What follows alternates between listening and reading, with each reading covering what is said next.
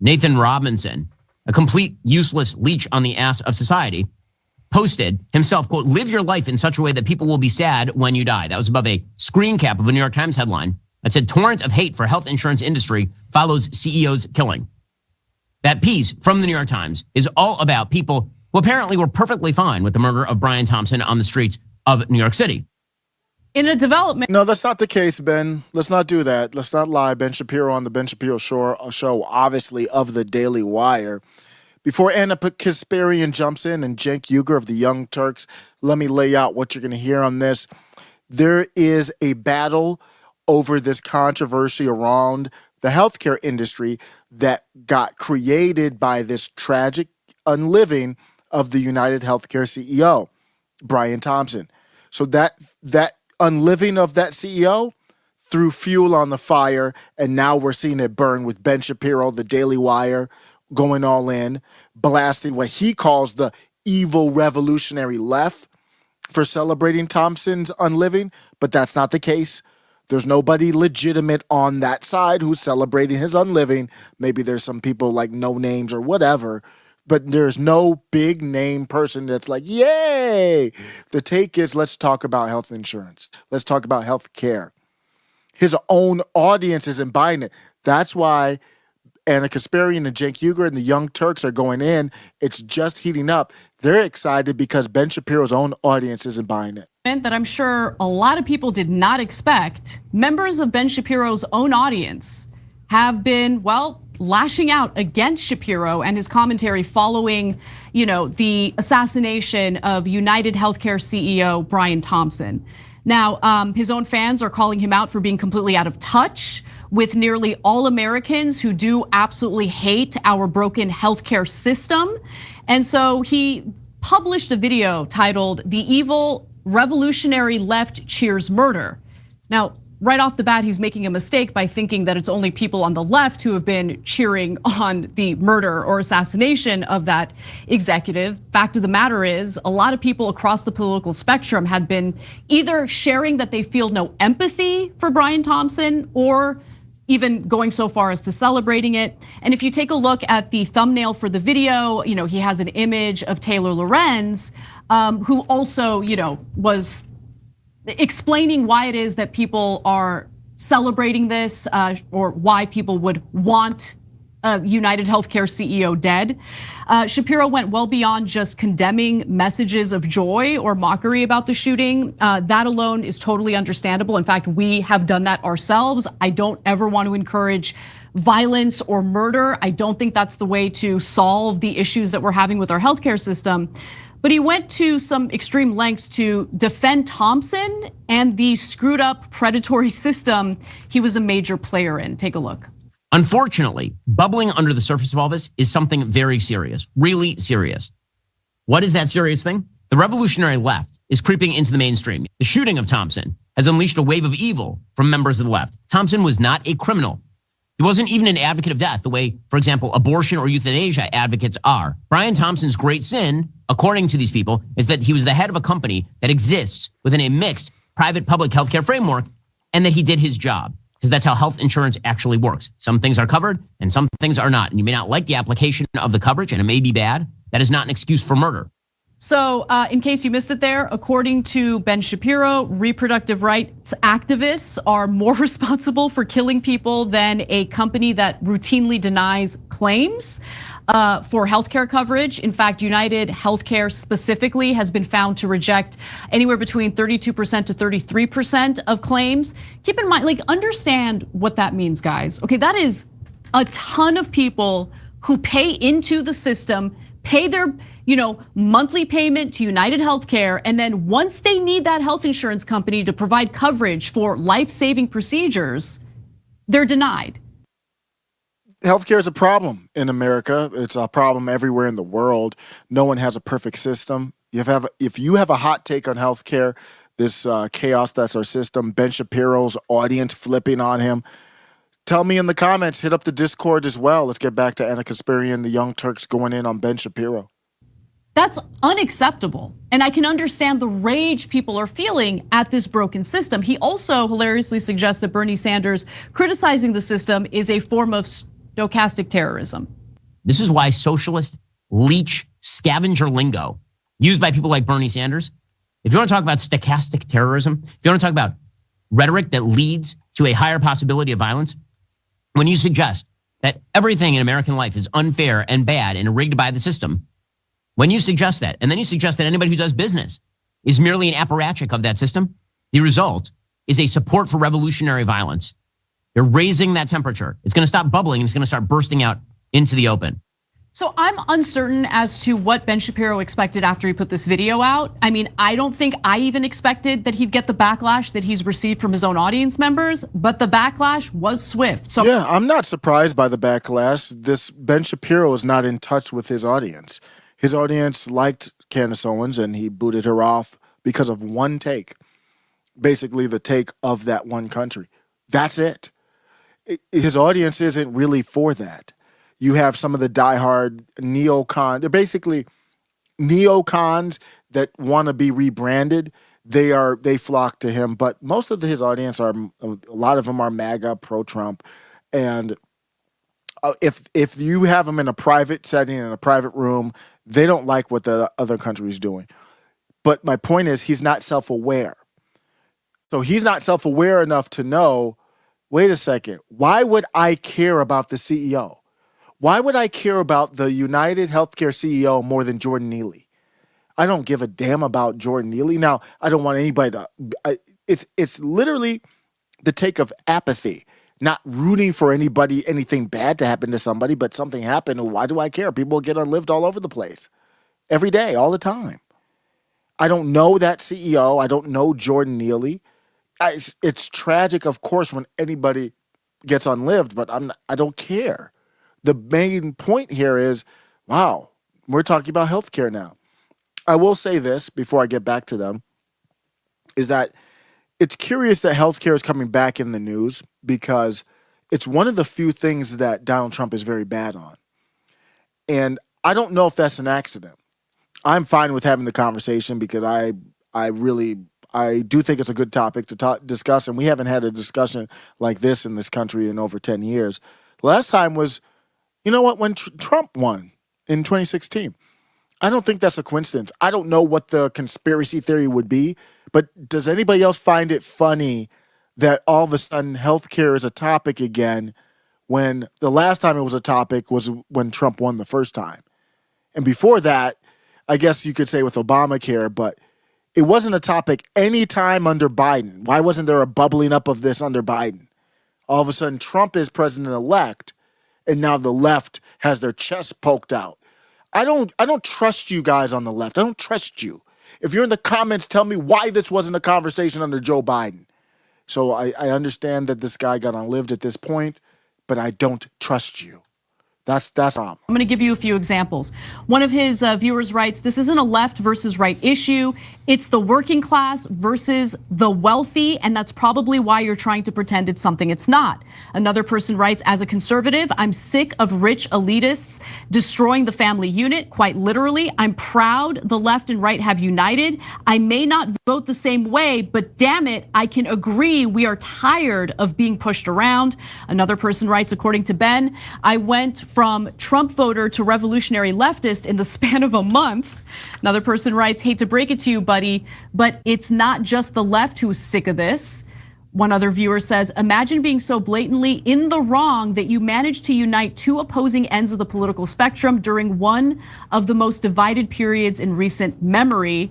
Another person writes, I'm not buying this left versus right crap anymore, Ben. I want healthcare for my family. There's more. Those are just a few examples. So, Cenk, this is something that we've been talking about a lot. There is this populist sentiment among voters on both sides of the political aisle.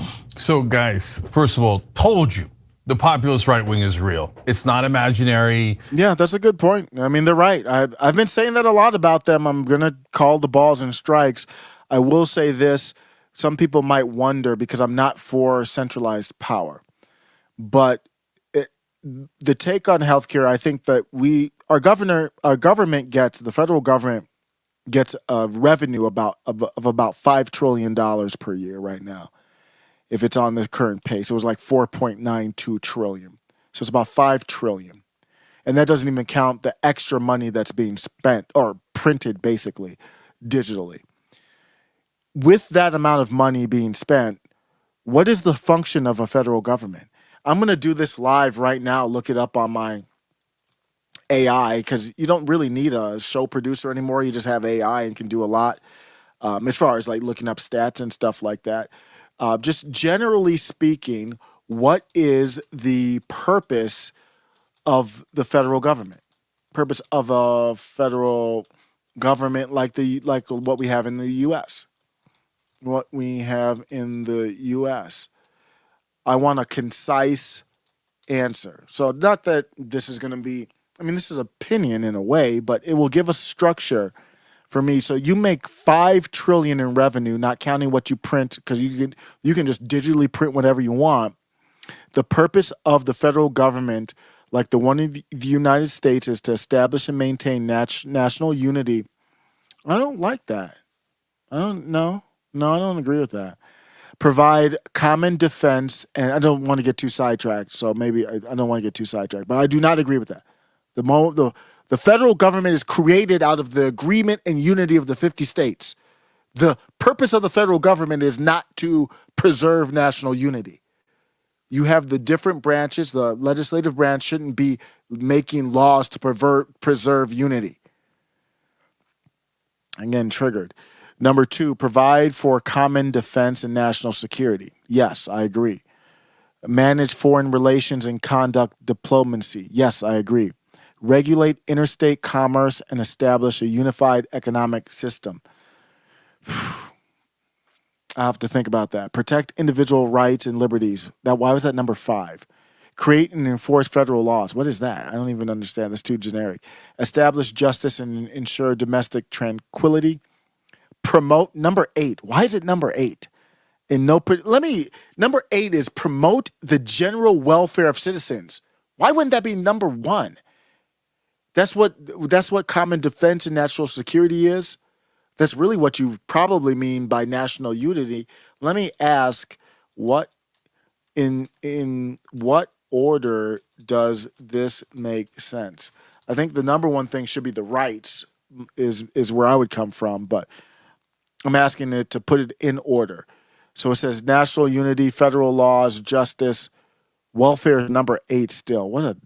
It's AI, so it's not perfect. But my whole point of that exercise is provide the general welfare of citizens. That's healthcare. And it wouldn't be the premium, everybody gets a free surgery or what. It wouldn't even be that. It would be just some type of basic need, coverage. $5 trillion in revenue, you can't have basic coverage of your American citizens.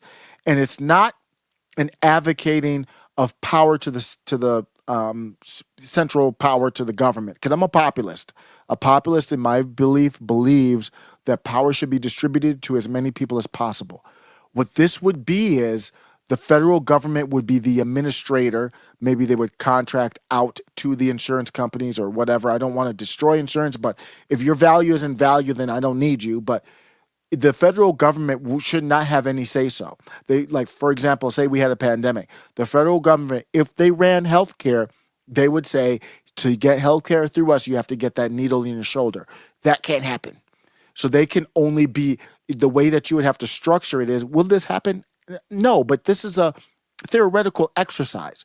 What should happen is the federal government should administrate it, and the legislative part of it should say the federal government does not get involved, does not keep any records, stats, nothing. They just administrate the paychecks, or just make sure that the insurance company isn't violating the law. And really the insurance company keeps doing what they're doing. That's what I'm talking about with just a Medicare for all type of policy. Let's get back to the clip. They're not all evil, racist, sexist, etc., whatever you're hearing on other shows, okay? So look at them rebelling against the Daily Wire. It's amazing. It's never happened before in my lifetime. So Anna and I have been telling you that this is bubbling not after the election. We started telling you before the election. I started going on all those shows before the election, right? And I did the populist plank on TYT.com before the election. So it's real, and it is, to me, it's super exciting. It's not about Trump. It's about, hey, can we find unity and real agreement with right-wing and left-wing populists? And the answer appears to be yes. So now, Daily Wire to me is the epicenter of old right-wing media.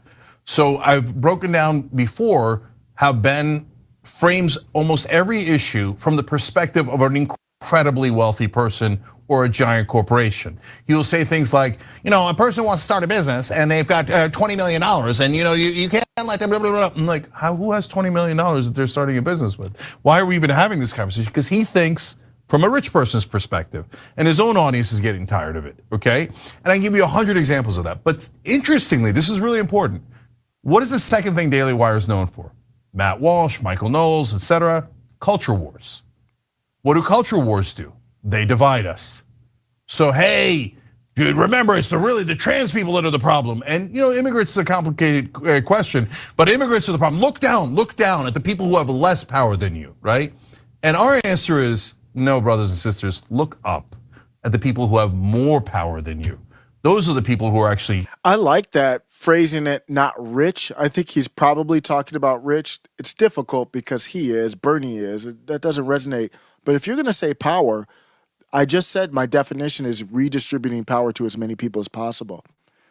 I might have to reevaluate my position on Cenk and Ana, because when you focus on areas that we can agree upon instead of areas that we disagree upon, I like that. As long as he stays away from he really gets me angry when he says that the alternate electors were some type of plot to steal the election. That gets me angry because that's not true. And that's a very harsh, very strong statement that you can't overlook. It's not like saying, well, I believe the tax rate should be at this and not that. That's a fundamental thing. We can stay away from that and talk about stuff like this. We can do something. Fixing the rules and fixing the situation so we live under corporate rule and are their indentured servants for the rest of our lives. And that is what the revolution is about. It should never be violent. It should never be physical, because that'll delegitimize the movement. Agreed. But he's worried about a populist revolution, and that's the one thing he's right about, because we're coming. I want to go to the last graphic here because I think this is important. I just realized your entire business model requires that us normal folk hate each other. Exactly. Let's not feed into that. 21,000 likes on that comment. Wow. So people are waking up, and I think that while it is totally okay to condemn violence and murder, which we do, and we agree with Ben on that, we do not agree that the healthcare system is all hunky-dory and we all need to sit down and shut up. Ooh, what a clip. I'm enjoying the Young Turks right now. You let me know if I'm off or what's going on, but this is fire right here. Ana Kasparian, Cenk Uygur, just an absolute fire. Ben Shapiro's defense of the healthcare system after the United Healthcare CEO's murder has sparked outrage from across the political spectrum, with even his own audience slamming him for being out of touch and tone-deaf to American struggles. Do you think this backlash signals a bigger shift in public opinion about corporate power, or is it just a fleeting moment of outrage? This is Aftershow Carnage.